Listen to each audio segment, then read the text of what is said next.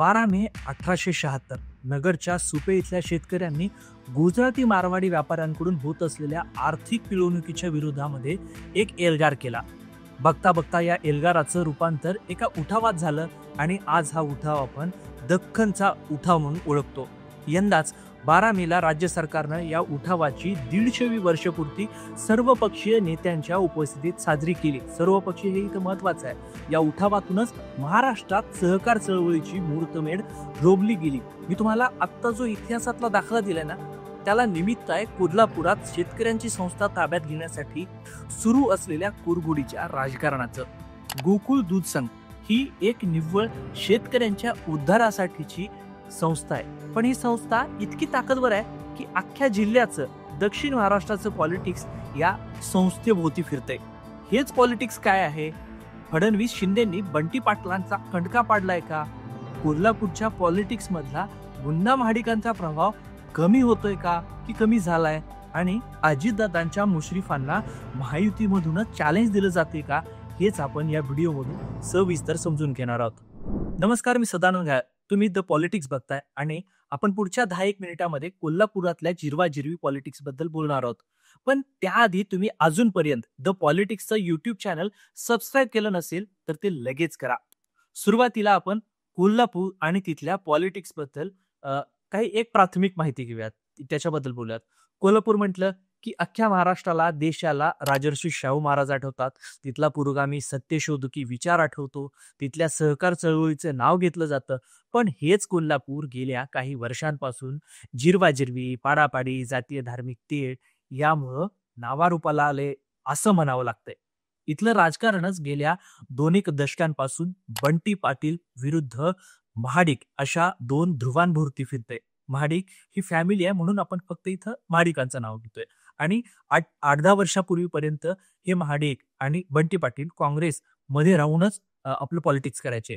इथल्या पॉलिटिक्सची चाल आणि त्याचे नियम हे सर्व काही लोकल असतात. राज्यातला नेता इथल्या चाली आणि नियम यांच्या पुढे निष्प्रभ ठरतो. 2019ची लोकसभेची निवडणूकच घ्या. तिथं तुम्ही शरद पवारांचे उमेदवार असलेल्या मुन्ना महाडिकांचा म्हणजे धनंजय महाडिकांचा बंटी पाटलांनी आमचं ठरलंय म्हणत ठरवून गेम केला होता. शिवसेनेच्या संजय मंडलिकांना गुलाल लावला होता. पण 2014 नंतर महाडिक फॅमिलीनं भाजप सोबत जवळीक ते भाजप प्रवेश केल्यानंतर या 2 ध्रुवामधला हा संघर्ष 2 पक्षाभोवती फिरू लागलाय. मात्र या 2 ध्रुवांचा सारा जीव आहे तो गोकुळ दूध संघ या शेतकरी हितांसाठी स्थापन झालेल्या सहकाराच्या संस्थेमध्ये. हा दूध संघ नेमका काय ते आता आपण बघायला पाहिजे.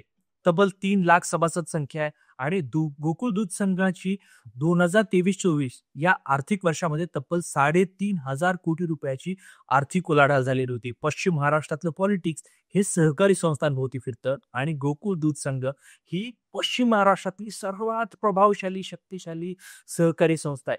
याच संस्थेच्या माध्यमातून महादेवराव महाडिक हे तब्बल 25 वर्ष कोल्हापूरच्या राजकारणातले अनभिषिक्त सम्राट बनले होते. पण 4 वर्षापूर्वी मे 2021 मध्ये बंटी उर्फ सतीश पाटील या तरुण नेत्यानं महाडिकांच्या साम्राज्याला निव्वळ धक्काच नाही तर अक्षरशः सुरुंग लावला होता. बंटी पाटलांनी हसन मुश्रीफ, विनय कुरे यासारख्या नेत्यांची मोठ, वेगवेगळ्या पक्षाच्या नेत्यांची मोठ बांधली होती आणि महाडिकांनी काँग्रेसच्या PN पाटलांना सोबत घेतलं होतं. यात 17 विरुद्ध 4 अशा फरकानं बंटी पाटलांच्या शाहू आघाडीनं सत्ताधारी महाडिकांच्या पॅनलचा दारुण पराभव केला होता. शाहू आघाडीने 5 वर्षाच्या चेअरमन पदासाठी 2-2-1 असा फॉर्म्युला ठरवला होता.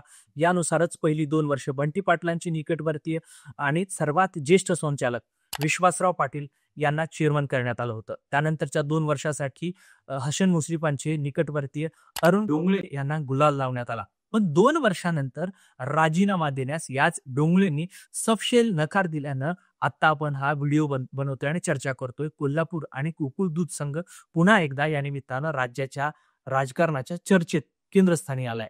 डोंगळेंनी मुख्यमंत्री देवेंद्र फडणवीस आणि उपमुख्यमंत्री एकनाथ शिंदे या दोघांच्या सांगण्यावरूनच आपण चेअरमन पदावर कायम राहणार असल्याची भूमिका जाहीर केली आहे. शाहू आघाडीच्या पॅनलकडून निवडून आलेले डोंगळे हे गोकुळवर महायुतीची सत्ता हवी म्हणून राजीनामा देण्यास नकार देत आहेत. कोल्हापुरातल्या पॉलिटिक्सचे नियम आणि चाली इथलेच लोकल राजकारणी ठरवतात. हे वेळोवेळच्या राजकारणावरून याआधीच अधोरेखित झाले.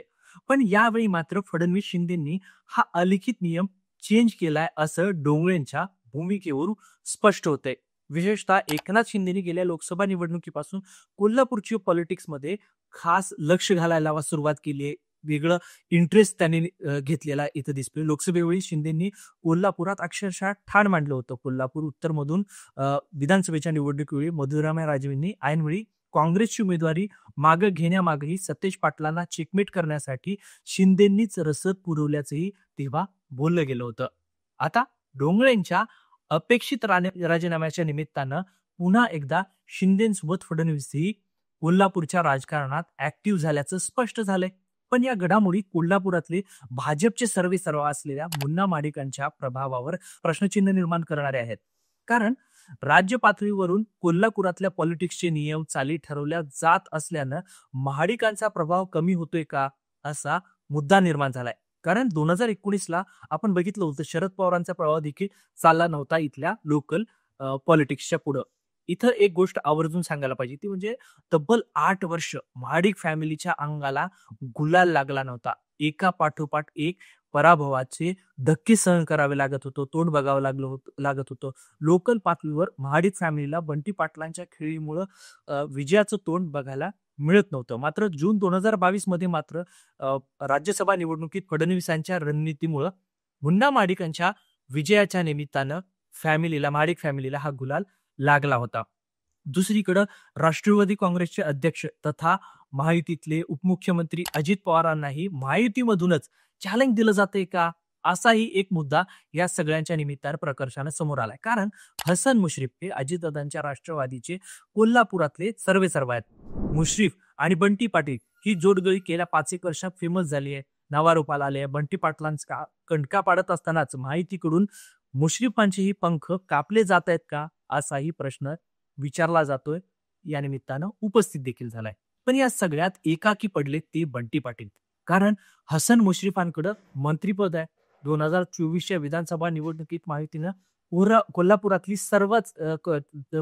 सर्वच जागा जिंकल्यानं सतेज पाटलांना मोठा धक्का बसला. बंटी पाटलांकडे पोकळशिवाय सध्याच्या घडीला कोल्हापूरचं राजकारण चालवता फिरवता येईल असं सत्तेचं कोणतंही पद नाही, संस्था नाही. डोंगरेंनी फडणवीस शिंदेच्या सांगण्यावरून चेअरमन पद सोडलं नाही तर गोकुळ ही बंटी पाटलांच्या हातातून निसटेल. या घडामोडींआधी उर्वरित 1 वर्षाचं चेअरमन पद हे बंटी पाटलांच्या गटालाच मिळणार होतं अशी एक चर्चा होती. हे इथं लक्षात घ्यायला पाहिजे. डोंगरेंच्या नकारामुळे आता पुलाखालून बरंच पाणी वाहून गेले. भविष्यात डोंगरेंनी राजीनामा दिला तरी आता गोकुळचं कोल्हापूरचं पॉलिटिक्स आरपार बदललंय. कोल्हापूर पॉलिटिक्सचे नियम बदललेत, खेळाडू बदललेत, कोल्हापूरच्या पॉलिटिक्सचा स्वॅग बदललाय हे मात्र निश्चित आहे. तुम्हाला काय वाटतं? बंटी पाटलांना एकाकी पाडण्यासाठी फडणवीस शिंदेंनी गोकुळमध्ये अधिकचा इंटरेस्ट घेतलाय का की हसन मुश्रीफांचाही करेक्ट कार्यक्रम केला जातोय?